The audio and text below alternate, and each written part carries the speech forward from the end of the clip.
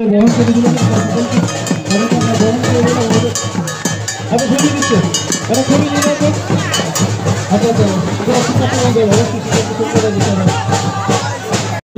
এবং ঐতিহ্য মেনে পূর্ব বর্ধমানের মন্তেশ্বর ব্লকের পিপলন পঞ্চায়েতের বড়জু গ্রামে বড়দিঘির পাড়ে অনুষ্ঠিত হলো দিদি ঠাকুরনের পুজো।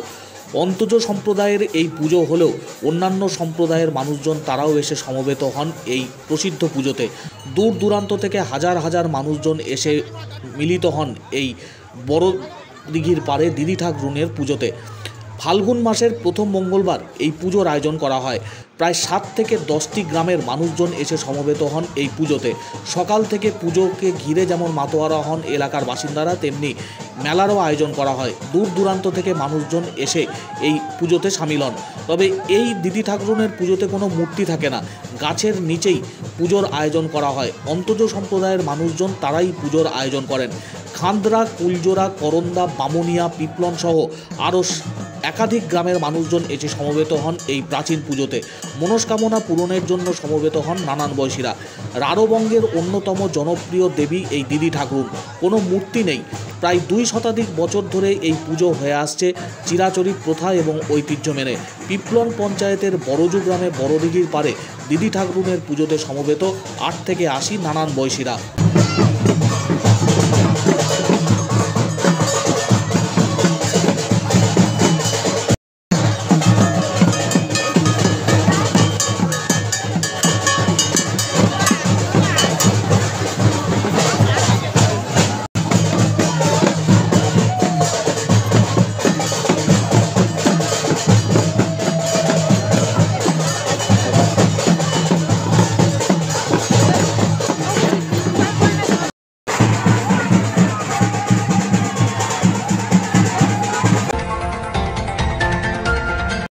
গ্রামের করন্দা এবং আশপাশ গ্রামের যুগার পুজো।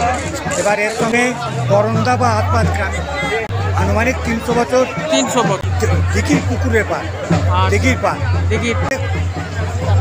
17টা লোক গ্রামের 17টা গ্রামের লোক আছে। মা দিদি ঠাকুরনের বছর সারা অঞ্চল ছাড়াও 8-10টা গ্রামের আরো বাইরে থেকে আসে, দূর দূরান্ত থেকে মানুষ আসে, থাকে এখানে সব ঠাকুরের কাছে মানত থাকে। সব এসে দুগ্রাম, করন্দা, খাদরা, পারুলিয়া, কুলজোড়া, দেয়ানে, বামনে সব গ্রাম প্রচুর লোক আসে, এলাকার লোক পুজো আসে প্রসেশন করে। আচ্ছা। আর জু গ্রামের আসে। আচ্ছা। জুগা করন্দা দুটো প্রসেশন আছে।